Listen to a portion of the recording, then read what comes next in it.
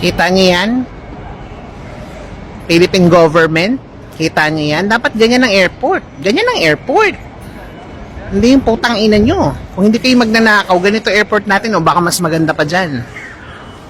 Pero magnanakaw kayo lahat, mga buwaka ng ina nyo. Yan. Tai-tae ang airport ng Pilipinas.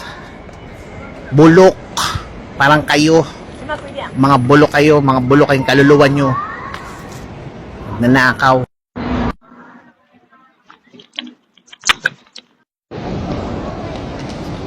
Ganyan dapat airport. Philippine government. Tignan nyo naman. Diyos ko po. Malinis, malawak, maaliwalas, mabango, malamig.